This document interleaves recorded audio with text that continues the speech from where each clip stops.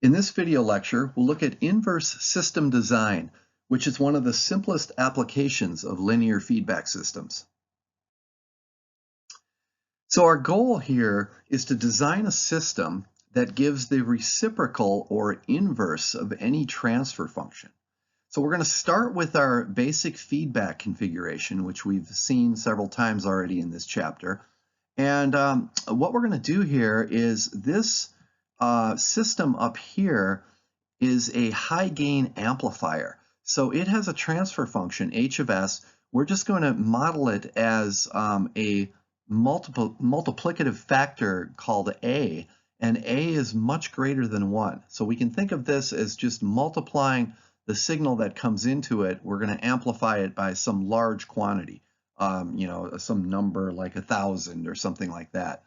And then what we're going to put in the feedback loop here is another transfer function, which is g of s. And this is the transfer function that we're actually going to invert or find the reciprocal to. So to see how this works, let's perform the system algebra for this system here. We've already done this a few times, but it's worth repeating here. So we have the output y comes through here, gets multiplied by g. So we have gy. And this is again, a negative feedback system, so we have a minus sign here. So we have x coming in here minus gy coming out of the adder.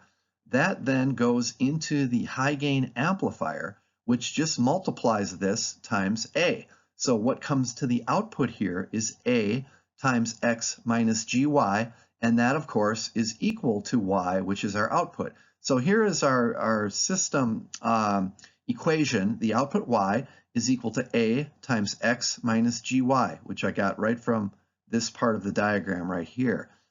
We can distribute that a inside the parentheses, so we get ax minus agy. Let's take this term, the agy minus agy, and move it to the left side to group all of our y terms together. So we end up with y, which we can factor out now, times 1 plus ag. And then what's left on the right side is just the a times x. Finally, we can write our transfer function q of s for the entire system, which is equal to the output y divided by the input x. And so from this equation here, we can see that y over x is equal to a over 1 plus a times g of s.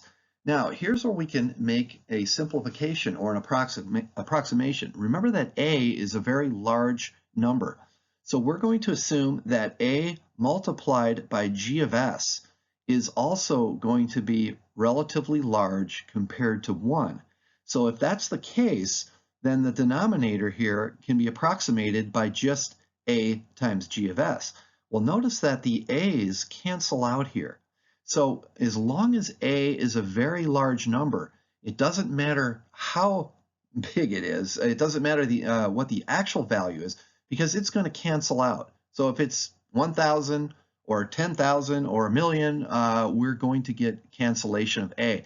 What we're left with then is 1 over g of s. So our transfer function for this whole system here, feedback system, is 1 over g of s, where g of s is the transfer function that sits here in the feedback loop.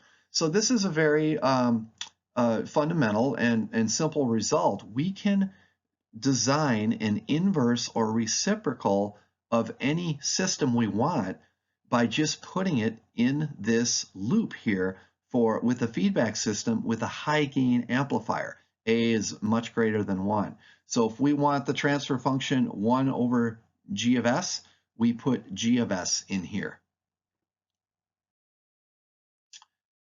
An example of this inverse system design is making a differentiator from an integrator. So if we look back at chapter 9, we built block diagrams of LTI systems using differentiators, integrators, adders, and multipliers. Differentiators are not practical to implement into systems because they're very sensitive to noise.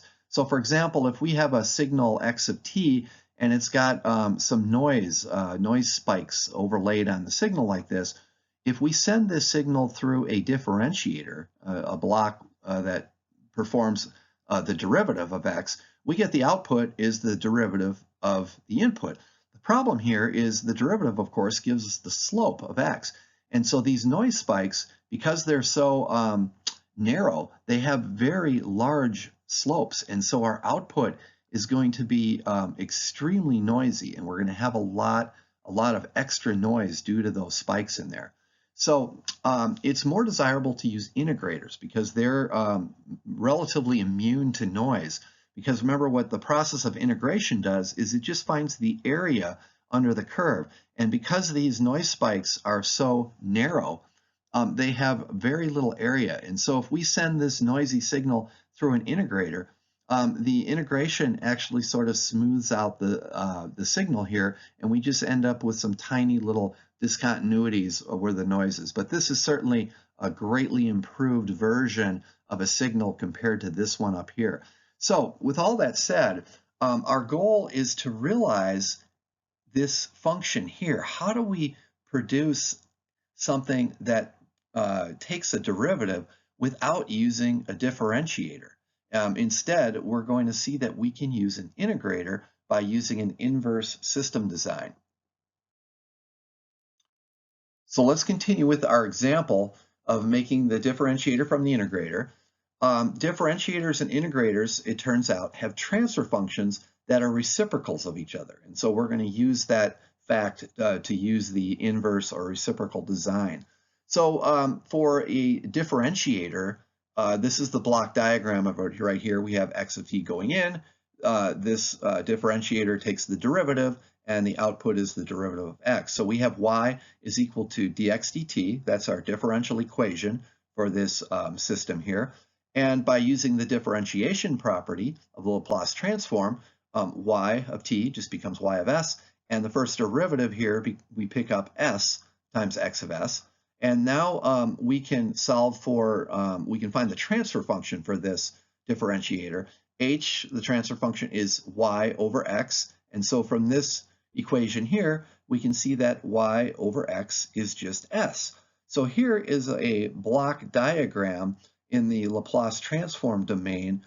This is in the time domain up here of a differentiator. Here's the Laplace transform version of a differentiation type subsystem. The transfer function is just s. Now, let's do the same thing with an integrator here. So we have x of t going in. We're going to take the integral of x, and so our output y is equal to the integral of x of t times dt. Using the integration property, all right, this goes back to chapter 9, the output y is equal to not s like we had over here, but we have 1 over s when we do integrals. So we have 1 over s times x of s. So our transfer function then, which is y over x, becomes 1 over s. So in the time domain, we have a subsystem that performs an integration. In the Laplace transform frequency domain, the transfer function of this integration is 1 over s. So notice that for differentiation, we have s, and for integration, we have 1 over s. So since these are reciprocals of each other, we can, in effect, make a differentiator by inverting an integrator with a feedback loop. So we're going to take this transfer function here, which we can build with an integrator, and we're going to put it in a feedback loop and invert it so this 1 over s becomes an s. So how do we do this? Well, here's our block diagram. This is in the Laplace transform frequency domain. Again, we want to be able to realize a differentiation function, which is s, without using any derivatives. So the trick here is we put 1 over s down here in our feedback loop, right? And remember, this is an amplifier with a gain much larger than 1, with a large gain. And whatever is in this block here, this subsystem here, is going to get inverted. So this 1 over s here is going to become an s here. So what is 1 over s? Well, from the last slide, that's just an integration. So this is a system now that uses only integrals, all right, and along with multiplying by a large gain here.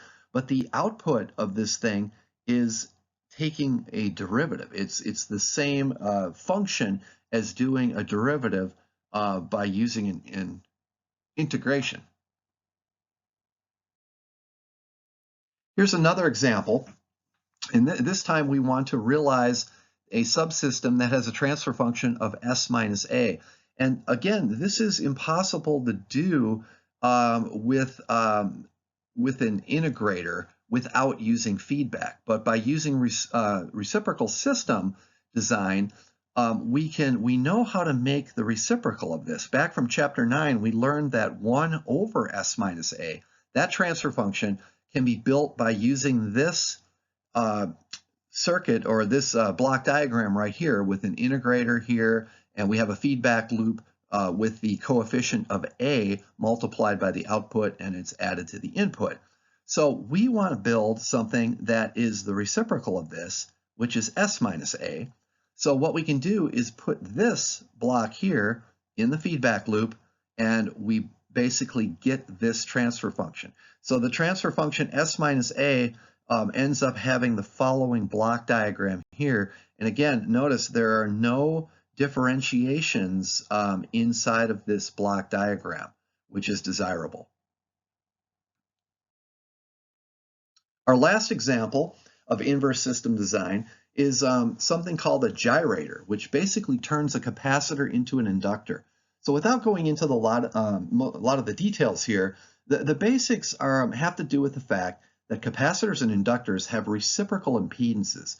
So recall again from earlier in the course, a capacitor's impedance is given by 1 over SC, whereas an inductor's impedance is given by S times L, the inductance. So notice, for the capacitor, we have a 1 over S, and for the inductor, we have an S. So basically, these two impedances are effectively reciprocals of each other. So by placing the capacitor in a feedback loop, and this is an example of an op-amp circuit, which we'll talk about op-amps later in this chapter, but the capacitor here, it turns out, is in the feedback loop of this circuit. The capacitor, with this impedance here, 1 over SC, basically it gets flipped or inverted, and we get the reciprocal of that, and we end up with something that resembles the impedance of an inductor.